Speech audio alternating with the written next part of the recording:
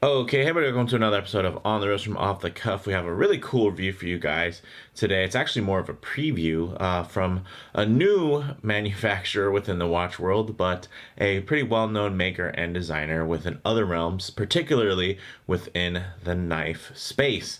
Now, this is Serge Watch Co., and although recently established, Serge Panchenko of Serge Knives has really been a staple of the knife community for very many years. He's most known for his rugged aesthetic, custom knives, as well as his very popular factory production units. Those collaborations are everybody from Boker to Fox Knives and even Spyderco. So essentially, Serge Panchenko wanted to create a watch that would have a similar design aesthetic to his knives, with not only unusual design cues, but also finishes and materials that are uncommon in the watch world, which I think is actually a pretty outstanding idea. Now, this type of watch, I would consider it kind of an outdoor GADA watch or a go anywhere, do anything type watch. Some key common characteristics and designs when you're looking for a watch like this. Of course, you're going to want something that's tough, legible, and absolutely sporty. Now, this is the Model 1, as in his first watch model, which is great. And it was essentially inspired by vintage divers of the past, mixed with his knife design aesthetic. And some of you might be looking at this and not think diver at all, but it has divers water resistance and divers toughness, but definitely a new aesthetic that I think is actually really cool. I think the dial definitely screams diver a bit more than the case and bracelet do, but it's a really cool inspired piece. Essentially, the watches are currently available for pre-order, and delivering basically is targeting early December of this year, depending on when you watch this video, in 2020. Now, the price point on these is anywhere between $400 and $450, depending on the bezel options. Basically, $400 for something more standard, like you're seeing on the left, and then $450 for that custom bronze patinaed bezel on the right. So with all that said, let's go ahead and take a closer look. Okay, guys, of course, for those of you who aren't big fans of knives or maybe don't know much about Mr. Serge Panchenko and his knife company, here's actually some slip joints, their production models that I reviewed recently, that are absolutely fantastic, and I think they do a really good job, obviously, of speaking that language within his design, so that you can see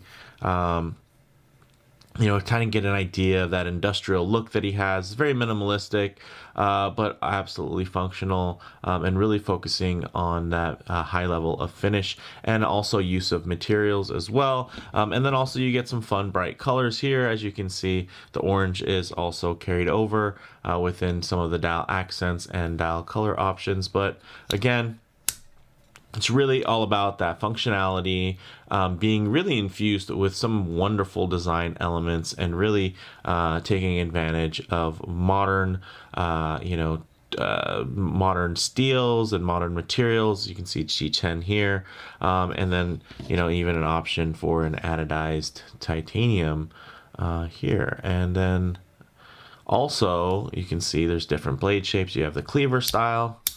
And then you also have this nice Persian, which is really quite handsome. I love the way it kind of bends there, although it does appear a little bit shorter when you compare it to something like the Wharncliffe blade that I had. This one's probably my favorite of the group, because it's just extremely balanced and minimalistic. I love the kind of just fully stonewashed finish, and then of course the stonewashed finish goes along here. So I just thought I'd give you guys that quick little intro for those of you that might not be indoctrined into that world, but you know what, it is quite a good one, and even better with Serge in it. So let's see these models here, guys. Now, as you can see, of course, they are square-shaped cases, so they are going to be a little bit larger versus your typical circular case, because of, obviously, when you look at the lugs, they come out quite a bit, right? There's not a lot of tapering like you would see on a traditional watch. Now, these are actually 42 millimeters in diameter, and that's at their widest flanks, essentially. So that's at these points here, it's 42, and then probably if you measure from here to here, it'd be 42 as well if you included the crown. But if you just look at this tapered portion here where it kind of cuts inwards, it's actually smaller than that, but because it's essentially a square or rectangular watch, it's going to appear larger. Now, some other dimensions on here, guys. As you can see, it's 13 millimeters thick, which is totally fine for a dive watch. And you know, this is essentially inspired by divers. And then it has only a 46 millimeter lug to lug, which is great. And it actually even has drilled lugs, you know, another kind of showing that this is a watch enthusiast. You know, although he's a knife maker, he's also a watch fan. It's not like he decided, hey, why don't I find something else to make? It's something that he's passionate about. And, you know, as much as I love enthusiast run microbrands, this is still an enthusiast run microbrand, you know, although he is well established within, you know, the knife world as a designer. When it comes to watches, you know, these are definitely very, you know, low volume, very boutique level watches that are going to be something that are going to appeal to a certain crowd. I mean, this isn't your everyman watch. This isn't, you know, their idea of a one watch. This isn't their take on a Submariner or Speedmaster or something that could fit in any collection. This is really a passion project for Serge, and I think it really shows in all of the fine details. I love the stonewashed finish on here. Absolutely beautiful because you can wear it, beat it to death, and honestly, it even takes on the finish of a stone, almost, not just metal that's been stone washed. So I'm really digging that from that aspect.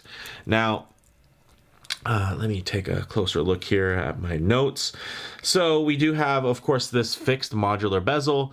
So you can unscrew this, and the crystal itself, the sapphire, is actually pushed into the case. So you don't have to worry about water resistance or anything like that when you're actually swapping these out. The nice thing is there's actually plans for, you know, a bunch of other finishes and materials to be able to use here. This is a really nice patinaed bronze, but essentially the goal is to, you know, all those really fun, you know, carbon fiber, Damascus, and a lot of other different materials and anodizations you could use for essentially for customization, burlap,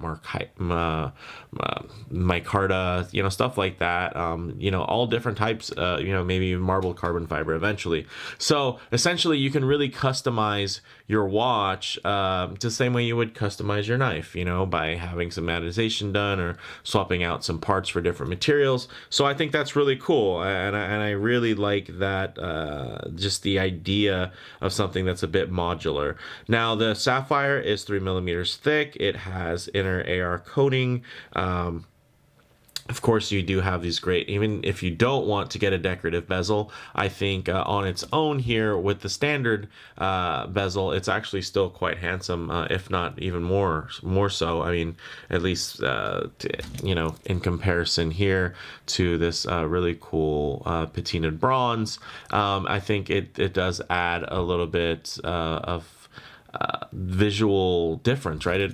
They look like very different watches as far as the visual weight, because of the way the dial is almost extended by this darker bezel, versus here it's shrunk down more, and you're more focused on actually kind of how small the bezel looks visually. So I think that's really cool. Of course, you do have this nice little screw down crown inside. I know what you're probably thinking. It's probably an NH movement. No, it is not. It's actually a Miyota 9039 no date movement, which I think, again, is just another nice touch from an enthusiast. Although I think he totally could have even kept the pricing the same for the amount. I mean, just the sheer chunkiness, the solid feel that I get from here. Obviously, the fact that there's not really a lot of off-the-shelf parts that are being used here besides maybe the clasp. Essentially, everything else is really custom done for this timepiece. So I could expect that to be a lot more expensive, even with a cheaper movement. But here, he chose to get a movement that's actually pretty desirable within the microbrand world. I mean, that Miyota 9039 is a great no-date movement. It has a nice 4 hertz sweep, which is 8 ticks per second. So that's really nice. So I can definitely appreciate that choice was made. And again, it's just another showing of, really Serge being an enthusiast and not just somebody that's out to kind of match their specs to what's in the market. Now the case back on here, although you can't see the movement, is solid and etched, and you can recognize that same logo. So as you can see on the case back, you got the SP for Serge Panchenko. Then on his knives, you got the SP for, guess who? You guessed it, Serge Panchenko. So I think that's really nice that kind of carries over. It's slightly different, but still close enough, and I think quite handsome. Now, of course, you do, as you look closely here, you get this really nice textured dial. It is a matte finish, but there is a lot of nice visual interest to it. And then of course you do have those nice grid lines and sectors all outlined in orange there, or you also have outlined in white, and then you have a red accent, a really bright red versus the bright orange, and then the orange minutes hand. So very cool from that standpoint, and I definitely enjoy that part of the aesthetic. The nice thing is you do also have really nicely done applied indices, and again, I think he could have really got away with just printed indices, but he opted for applied indices because he knows that's something that people are into. So he went with applied indices, which is great. You're also getting Super Luminova C3, which is wonderful. 200 meters of water resistance. You're getting this nice 22 millimeter lug width with a pretty much non-tapering bracelet, but it's all solid end links, screw-in link connectors on these, as you can see. So again, just those choices that people kind of cry out for, milled folding section on the clasp. So these are things that, of course, enthusiasts look for and enthusiasts value. So I think, again, it's nice and very telling that he had these set up this way. You do get, of course, some micro adjustment here. You get 3 spots, double locking. So you have one fold over lock, and then you do have the push button lock as well. So really nice from that standpoint. But let's go ahead and get these pieces on wrist just to see how they wear. All right, guys, as you can see on my 7 1/4 inch wrist, this thing actually wears pretty well. I mean, you get up close, it's going to look pretty beastly, with some of that lens distortion, but you get your arm into the show here. You can see that's actually a pretty nice well-wearing watch. Of course, it is going to be quite heavy with minimal tapering there, and a generally big chunky bracelet. Then you get something like this here. Again, guys, this isn't something that I think is going to appeal to everybody, just like the Apple Watch doesn't appeal to everybody, right? That design aesthetic, but for some people it does it. And I think there are some really fun details here on this model, the Model 1, that I think, as a knife lover, I can definitely enjoy and I can appreciate. And also as a watch lover, there are features and, aesthetics that I can enjoy and appreciate. He could have easily went the route of, something more generic, something more catalog, really cut the costs, but I think it's really cool that he actually went out and built something really from the ground up, and actually spec'd it really well and strong for the price point, instead of kind of chasing the specs and matching the specs to what you might expect. So I think that's really nice that he really exceeded expectations from that standpoint. You can see it lays really nice on the wrist there. Really beautiful. Obviously, you can't even tell if I've beat this thing to death or not, because it just has that really nice kind of evenly done, well-worn look. So if you bang it up, you get any, scratches on it or anything like that. The nice thing is, it'll essentially just take on more character. So this is a really cool way to do it, and I'm really surprised that it took really this long for somebody to apply this. And I think, of course, there probably are some other niche models that may have done stone washing or, more of that rough tumbled look. But I got to say, he's done it really well here. But let's go ahead and set up for low light and Lume, as well as closing thoughts. All right, we'll go ahead and hit the lights here. As you can see, the Lume is really quite nice. You don't really get a 12 o'clock reference, unfortunately, but it's still quite legible, and generally you'd be looking at a watch while it's on your wrist, so you would know where 12 o'clock is. But for quick reference in your eye, you might have to spend just an extra second there looking. But as you can see, one thing I actually also like to do during the Lume shot, just work on some low light transition, because you're not always going to be out in direct sunlight, out in kind of the middle of a field, out in broad daylight or anything like that. Sometimes you're going to be inside of a vehicle, coming in and out from underneath an overhang or something like that. Indoors, outdoors, overhead lighting, even some harsh lighting here. As you can see, it's the nice thing is you really get an idea of the depth of the finish and also the color and also some of the texturing. Look at that on the dial. That really, really great texture there. So it's not flat by any means. So you're not going to be getting some crazy pristine dial with this really worn in case aesthetic. Everything has texture. Everything has grit. Everything just has this real modern industrial aesthetic that I really enjoy. And even in low transitional lighting, where you're just catching a couple of hints of those details, it's a good looking watch. Look at that. And then you can see some of those references on the dial really do shine through really cool and nicely. So really great from that standpoint. But let's go ahead and move into some closing thoughts. Now, on wrist, guys, these feel like purpose-built sports watches. They really exude that rugged outdoor theme. You know me, I'm all about themes. You can have as many specs as you want and use the best of this and that, but if you don't have a theme and, the design doesn't come together, then I'm ultimately not going to be too huge of a fan. Here, there's a theme, there's an aesthetic, it's a signature look, and that's what I enjoy. That's what I look for. It's people that are doing something different, but they're doing it to a level to where it's refined and it's part of their own design language. So I have to give Serge props for that, from that standpoint. Now, as far as model variants go, you can of course get the black or orange dials with various bezel options. These are two different black dial options with different actual accent colors, as you can see there, with the orange versus the white and bright red.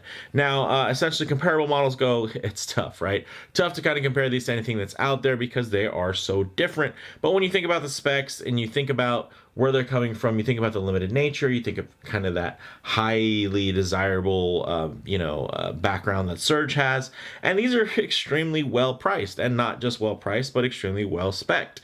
So I think that's really nice, and I can definitely appreciate that. For me, the bottom line is this is kind of if the Apple Watch were forged by a blacksmith. That aesthetic is very unique, and the specs are actually quite competitive, even outside of this more niche custom knife lover market. I think that you strip everything away with Serge's reputation, with his, which is a good thing, and I think add value. If you strip all that away and this is just a new watch or something like that, I think it still has a lot to offer just from a completely watch lover side of the house, without even having much of an appreciation or understanding of custom knives or even industrial design. So, these things are cool, man. I really like them, and I'm hoping that they will be successful because I'm looking forward to seeing what Model 2, 3, and 4 come out looking like if Model 1 is, this nice and really this well done. So with all that said, guys, let me know what you think in the comments below. If you like the video, please hit like. And if you haven't already, please subscribe for more content just like this. Thanks, guys.